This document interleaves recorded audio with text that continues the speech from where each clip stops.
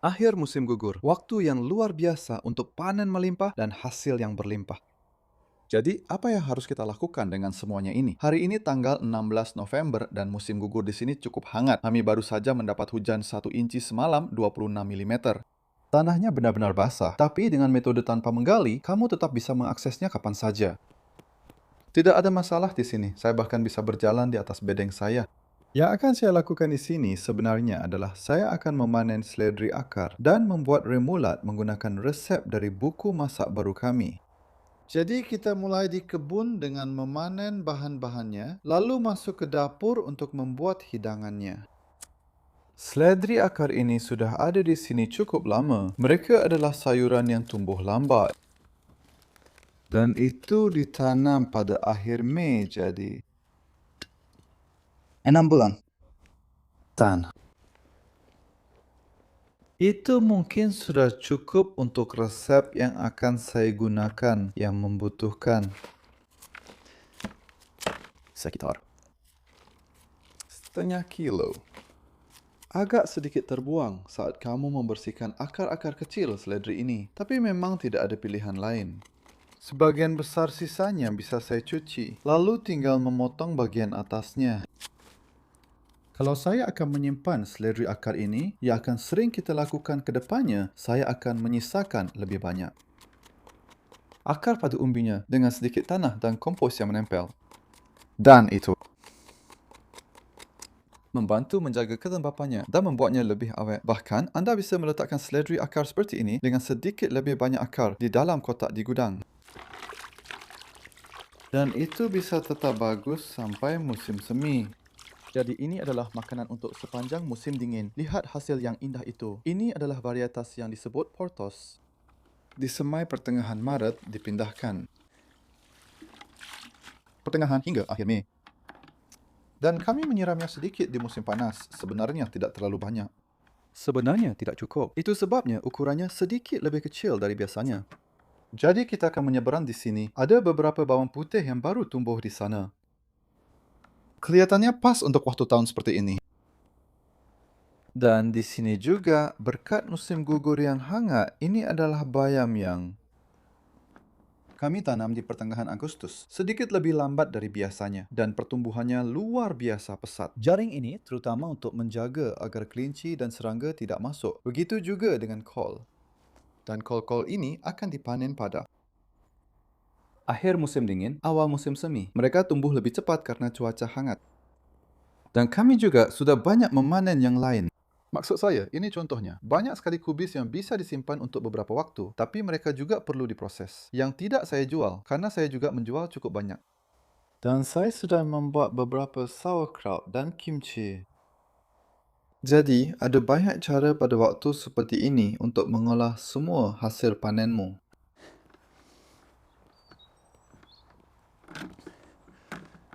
Sebenarnya, ini adalah sawi putih yang saya gunakan untuk membuat kimchi. Saya membuatnya tadi malam. Kelihatannya menjanjikan. Dan ini adalah bedeng di mana kami memanen kubisnya. Dan Adam sedang memindahkan bibit kacang fava yang ditanam di modul. Itu salah satu caranya. Kamu bisa menanam langsung, kamu masih bisa menanam langsung ke bedeng seperti itu. Dan saya menggunakan sel modul rancangan saya sendiri yang sangat kecil. Sekarang kamu lihat sebenarnya. Lihat itu. Akarnya sudah cukup untuk dipindahkan dengan baik. Ini memang agak tidak biasa, saya tahu. Tapi ini adalah cara untuk menumbuhkan tanaman-tanaman ini. Mereka ditanam pada 11 November. Wah, bukan. 1 November, maaf, itu. 2 minggu yang lalu, baru sedikit lebih dari 2 minggu. Ini hanya membuat mereka mulai tumbuh. Dan jika Anda punya tikus misalnya, itu adalah cara untuk melewati fase itu. Baik, saya akan memasukkan yang ini. Saya punya satu lagi seledri akal di sini untuk berjaga-jaga. Dan kita akan memetik sedikit peterseli. Jadi itulah dua bahan utama dari kebun untuk hidangan ini, yaitu seledri, akar, dan peterseli. Peterseli masih bagus di musim seperti ini. Karena sebenarnya ini adalah tanaman herbal, tanaman yang suka dengan kondisi beriklim sedang, seperti yang kita alami. Maksud saya, lihat saja kekuatan dan vitalitas tanaman-tanaman di sini. varietas yang disebut Italian Giant. Saya belum cukup sering memetiknya. Itulah sebabnya di sini jadi sangat melimpah. Tapi lihat ketebalan batang-batangnya. Luar biasa sekali. Kita tidak akan memasukkan batangnya ke dalam resep, tapi karena ada lebih banyak dari yang sebenarnya saya gunakan di sini, saya jadi agak selektif dan mengambil batang yang lebih muda dari bagian tengah. Itu akan cukup mudah. Tapi saya suka peterseli dan itu herba yang sangat menyehatkan. Kamu tahu, kalau dari lahan kecil saja bisa dapat sebanyak ini memang bagus ditanam supaya stoknya banyak. Sekarang kita akan masuk ke dapur dan membuat remoulade. Okey, sekarang kita ada di dapur saya. Sudah ada seledri akar, sudah ada peterseli dan ini adalah momen yang menentukan. Itu bagian yang mudah. Saya akan membuat remoulade. Aioli, aioli, aioli, aioli. Ini adalah mayones bawang putih. Jadi ini bawang putihnya, saya sudah mengupasnya. Ini adalah bawang putih yang kami panen pada bulan Juni tahun ini. Karena saya akan menggunakan blender stick. Sebenarnya, kamu juga bisa memasukkan siung utuh. Bahkan kemarin saya melakukannya. Untuk memastikan semuanya tercincang dengan baik, saya memasukkan potongan bawang putih. Jadi, ada 3 siung dengan ukuran yang cukup bervariasi. Menurut saya, tidak ada takaran yang benar-benar pasti di sini. Itu pada dasarnya hanya panduan. Resep itu sendiri adalah panduan yang baik. 2 kuning telur. Warna kuning telur itu sangat berbeda, cukup menarik. Dari kotak telur yang sama, satu sangat kuning dan satu lagi tidak. Mungkin salah satu ayam betina lebih banyak makan rumput dibanding yang lain. Klorofil dalam rumput memberi warna pada kuning telur. Dan mustard. Itu 3 bahan awal yang harus dihancurkan. 1 sendok makan. Okey, berapa takaran 1 sendok makan? Saya sebenarnya menemukan bahwa saya mendapatkan takaran yang benar untuk 1 sendok makan, yaitu seperti itu. Tentu saja, lalu apakah itu 1 sendok makan munjung atau tidak? Saya cukup suka rasa mustard yang kuat, jadi saya memasukkan 1 sendok makan yang agak penuh. Sekali lagi, itu, anda tahu, pada dasarnya sesuai selera. Dan saya juga pernah melakukan ini sebelumnya menggunakan mustard berbiji, dan itu berhasil. Jadi kita sudah siap menggunakan blender stick yang akan saya atur pada kecepatan rendah. Jadi, idenya pada tahap ini adalah untuk menghancurkannya menjadi halus. Bubur.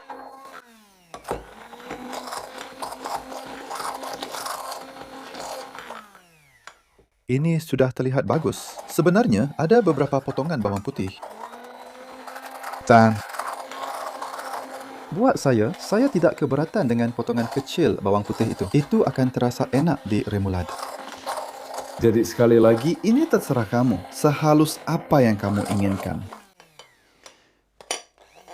Tapi itu sudah terlihat cukup halus. Itu artinya kita sudah siap untuk momen penting menambahkan minyak. Yang bisa terjadi pada titik ini jika salah adalah minyak bisa terpisah dari telur dan mustard, lalu semuanya jadi lembek. Yang saya harapkan terjadi adalah adonannya akan semakin kental, dan kamu akan melihat bagaimana adonan itu mencapai tingkat kekentalan tertentu jika semuanya berjalan lancar. Lalu pertanyaannya adalah, seberapa banyak lagi minyak yang harus ditambahkan? Dan sebenarnya, ini lebih sedikit minyak daripada yang Kat masukkan dalam resepnya. Dia bilang 400 ml, sedangkan ini 250 ml untuk jumlah telur dan mustard di dalamnya. Jadi, yang terjadi kemarin, kira-kira sebanyak itu minyak yang saya pakai, dan hasilnya jadi aioli yang sangat enak. Nicola yang sedang merekam, sementara itu membuatnya di rumahnya dan adonannya terpisah saat dia menambahkan minyak ekstra. Jadi, saya akan mencoba menambahkan minyak sebanyak ini dan melihat hasilnya, dan mungkin tidak akan sampai 400 penuh.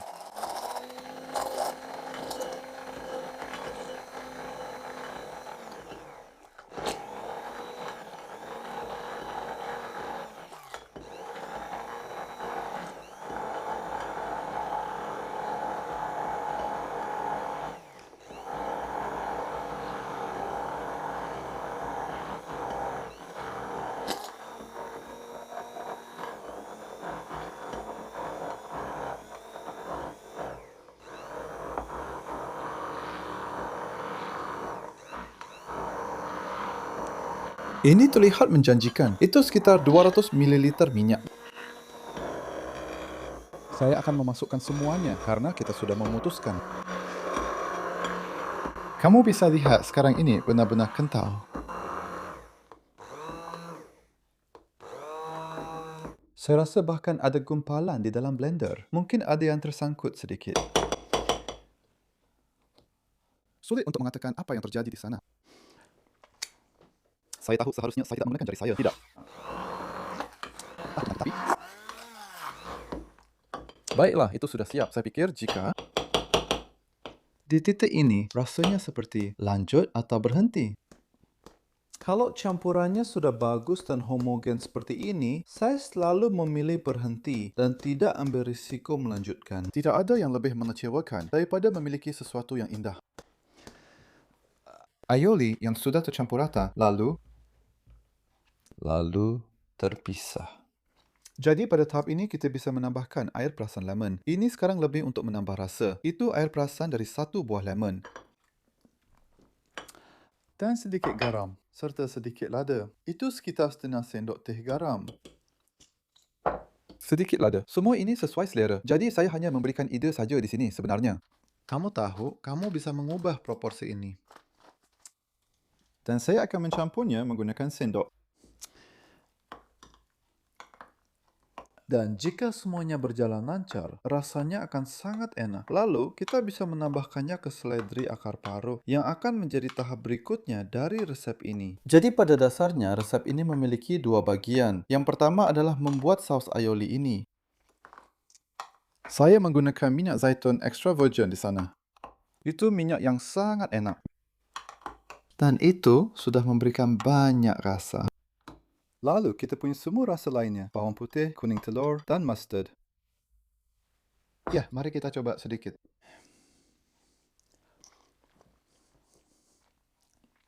Aku sebenarnya bisa makan itu begitu saja. Enak banget. Aku suka lebih banyak bawang putih. Aku bahkan mungkin akan menambah 2 siung lagi di situ. Jadi itu juga sesuai selera. Baik, sekarang sisihkan itu dan parut seledri akar. Jadi mari kita timbang seledri akar. Ini lebih banyak dari yang saya butuhkan. berapa banyak yang sebenarnya saya masukkan ke dalam hidangan? 835 gram. Resepnya bilang 500. Jadi kita ambil kira-kira sebanyak itu. Kamu bisa lihat betapa padatnya ini. Semua akaran indah dan ada lubang kecil di tengahnya. Tapi intinya, seledri akar ini isinya banyak sekali. Itu adalah sayuran bernilai tinggi. Kandungan bahan keringnya tinggi, yang berarti Ya, itu 490 gram. Itu bagus. meskipun begitu, setelah saya memangkasnya, tahu tidak, saya bahkan cenderung memasukkan semua ini. Pertanyaannya sekarang, seberapa banyak yang harus dipangkas? Dan versi saya selalu memangkas sesedikit mungkin, karena semakin banyak kulit permukaan yang tersisa, itu berarti semakin banyak mikroba. Dan sekarang semakin banyak penelitian yang membahas tentang nilai mikroba bagi usus kita.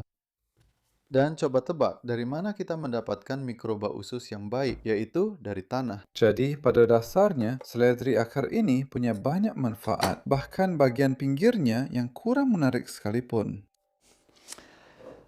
Sekarang saya menggunakan parutan klasik andalan saya.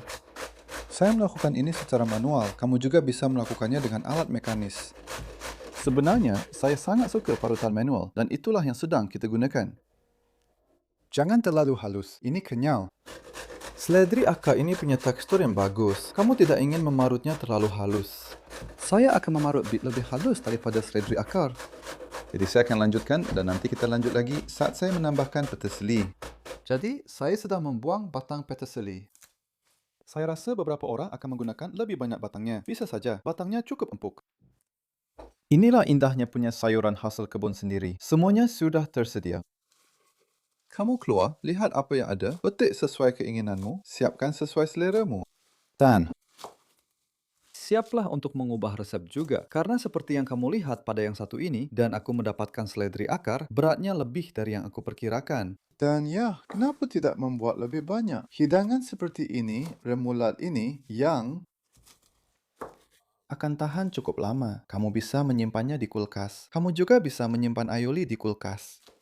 Dan seledri akar, saat aku memarutnya, aku ingin membagikan kepadamu aroma yang indah ini. Ini salah satu sayuran akar yang memiliki aroma paling kuat. Dan memang ini seledri, tapi ada lebih dari itu. Aromanya sedikit lebih seperti kacang. Dan kamu juga mendapatkan rasa seperti kacang itu saat masih mentah. Jadi, hidangan ini adalah salah satu favorit saya hanya karena alasan itu. Kamu mendapatkan rasa seledri akar yang luar biasa, dan karena ini ditanam sendiri, rasanya jadi lebih kuat. Lalu, kamu mendapatkan kedalaman rasa yang luar biasa dari aioli, bawang putih, minyak, dan mustard. Dan saya harus bilang, tadi kami baru saja mencicipinya di sela-sela syuting. Dan Nicola mencicipi aiolinya lalu dia bilang, wow, iya, minyaknya. Minyaknya memang membuat perbedaan. Jadi, kamu tahu, gunakan minyak dengan kualitas terbaik untuk sesuatu seperti ini. Karena saat kamu tidak memasaknya, kamu memakannya mentah. Rasanya akan lebih terasa. Dalam resep CAT, tertulis 2 sendok makan untuk sekitar 500 gram. Kira-kira seperti itu. Jadi, kita punya lebih dari 500 gram. Seperti yang kamu lihat, saya memasukkan lebih banyak dari yang tertulis di resep. Itu murni karena saya suka peterseli. Peterseli per gram adalah salah satu yang paling tinggi kandungan vitamin C-nya dari tanaman yang bisa kamu tanam di kebun. Jadi ini jauh lebih dari yang kamu kira. Saya sedih ketika saya pergi ke acara dan peterseli hanya digunakan sebagai hiasan lalu tidak ada yang memakannya. Tapi saya pikir itu lebih ke peterseli keriting yang umum di Inggris. Ini adalah peterseli daun datar. Jelas jenis Italian Giant, kalau tadi kamu belum menyadarinya. Jadi kita punya campuran kering yang indah, bisa dibilang begitu. Mari kita ke sini dan cek buku resepnya. Karena sebenarnya, awalnya aku memang melewatkan sesuatu. Dan untuk membuat remoulade sekarang, ada 2 resep berbeda yang aku ikuti di buku ini. Yang pertama adalah aioli. Aku punya peterseli di jariku, dan itu ada di sana. Dan kamu bisa lihat, ini hanya setengah halaman, tidak besar. Lalu kita punya remoulade di mana selain aioli tertulis 6 sendok makan. Jadi kita mungkin akan menggandakannya juga. Lalu ada juga mustard dan air lemon. Jadi mustard akan saya tambahkan sekarang selagi saya ingat. Nah, itu kira-kira 1 sendok makan mustard lagi. Ini mustard Dijon omong-omong. Sebenarnya, aku bisa saja menambahkan mustard berbiji. Mungkin lain kali akan aku coba itu. Aku suka mustard berbiji. Buku ini omong-omong bisa kamu beli di situs webku. Ada salinan bertanda tangan di toko online. Kamu juga bisa meminta dedikasi. Hadiah Natal. Dan kamu bisa melakukannya saat memesan, saat check out, minta catatan. Aku akan menulis di bukunya untukmu. Lemon yang aku tambahkan di sini, kamu bisa lihat aku sedang memarutnya atau memerasnya secara segar. Dan meskipun kamu bisa membeli jus lemon, kamu tahu, sebagai jus yang sudah siap pakai, kamu pasti mendapatkan rasa yang lebih kaya.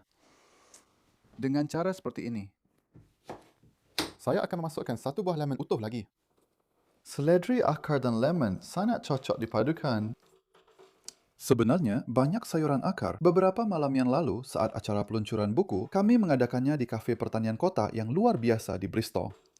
Yaitu wortel dan parsnip. Pasta, saya hampir saja bilang, yang juga merupakan resep lain di buku itu. Dan yang itu ada cukup banyak lemon dan sedikit jeruk juga di dalamnya. Saya pikir rasanya seperti selai jeruk. Saya benar-benar menyukainya di acara ini. Jadi semua lemon ini sekarang. Tahukah kamu, saya akan mengambil saringan sebenarnya. Karena saya perhatikan ada sedikit biji lemon yang ikut masuk ke situ. Saya hanya tidak ingin ada biji itu di salad. Tidak, cuma satu saja kok. Benar. Jadi, Bagian itu sudah beres. Bisa juga ditambah garam dan lada lagi di sini. Saya tidak akan melakukannya pada tahap ini, karena kita sudah menambahkannya di sini setidaknya. Jadi 6 sendok makan, saya akan bilang itu 2 sendok makan. Kamu tahu, jadi jangan terlalu khawatir tentang ketepatan proporsi pada tahap ini. Tergantung bagaimana kamu suka memakannya. Saya akan bilang itu jumlah minimal, hanya dengan melihat, karena saya pernah makan remoulade seledri akar yang benar-benar penuh dengan rasa minyak, telur, dan mustard dari aioli. Dan ya, kamu tahu tidak? Melihat hasilnya di sini, saya rasa saya akan menambahkan semua ini. Saya sedang membuat porsi besar di sini. Dan di sini yang jadi andalan adalah rasa akar seledri, karena rasanya sangat kuat. Bahwa ini adalah jenis makanan yang tidak kamu makan sepiring penuh begitu saja. Ini memang lebih dari sekadar camilan. Ini hidangan yang cukup berat dengan cita rasa kuat dan nilai gizi yang baik. Nutrisi, kandungan bahan kering. Ini akan membuatmu kenyang lebih dari yang kamu kira. Ini tidak seperti makan kentang. Akar seledri ini berbeda, kamu tahu. Kentang mengandung banyak air di dalamnya. Kamu mungkin akan menyadari, jika kamu memanggangnya, mereka akan menyusut cukup banyak saat airnya keluar. Dan ini tidak seperti itu. Ini benar-benar punya tekstur yang padat dan ya, menurutku ini terlihat bagus. Inilah cara yang aku ingat Kat membuatnya saat kursus sehari di sini. Salah satu hidangan favoritku. Dan yang akan kita lakukan sekarang adalah aku akan terus mengaduk sedikit, lalu kita akan mencari cara untuk menyajikannya. Menggunakan beberapa rotiku dan daun salad, lalu aku akan menunjukkan hidangan akhirnya. Ini bagian yang menyenangkan. Sekarang, lihat bahan-bahan yang indah ini yang sudah kita punya. Daun salad yang kita petik kemarin. Campuran musiman untuk akhir musim gugur. Dan remulat yang baru saja dibuat serta roti. Ada banyak cara kamu bisa menikmati remulat seperti ini. Sangat enak dengan kentang panggang sebenarnya dan sayuran lain. Ini adalah roti tanpa ulen buatan saya sendiri. Resepnya sebenarnya juga ada di buku masak dan ini murni gandum hitam. 100% gandum hitam ini benar-benar digiling segar. Jadi, saya menggilingnya sendiri. Pakai alat penggiling kecil. Dan mengingat ini murni gandum hitam, saya selalu sangat terkesan dengan seberapa baik roti ini bisa mengembang. Dan saya akan menambahkan sedikit remulat di atasnya. Sebenarnya, saya juga akan menghias piring ini sedikit lagi dengan daun-daun luar biasa. Ini adalah chicory, bagian tengah dari chicory. Ini adalah jenis Castelfranco yang disebut Lucia. Setiap helainya seperti pelangi, sangat luar biasa, terlihat sangat indah dan rasanya enak. Rasanya agak pahit, seperti radicchio ini juga. Chicory sangat bagus untuk salad di waktu seperti ini. Rasanya pahit manis karena berasal dari bahagian tengah. Itu memutih secara alami dan saya menaruh sesendok celeriac di setiap potong roti. Dan itu sudah siap untuk dimakan.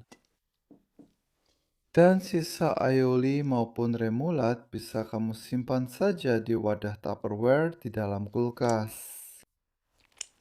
Bisa tahan 2 atau 3 hari, kalau tidak habis duluan. Dan ini dia. Saya mau cepat sebutkan 2 video berikutnya yang akan tayang di channel saya. Satu video tentang buku-buku saya yang saya rekam bersama Edward, di mana saya menjelaskan semua buku saya yang berbeza. Jadi sekarang sudah ada 14 buku yang saya tulis selama bertahun-tahun. Lalu kami juga membuat satu video saya buat bersama Alessandra musim panas ini tentang cara menanam tomat di luar ruangan. Kami punya rangkaian lengkap mulai dari bulan Mei sampai September.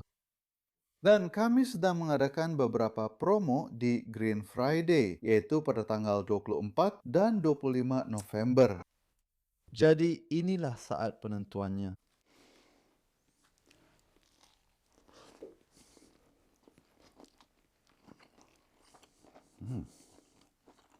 Itu benar-benar sepadan.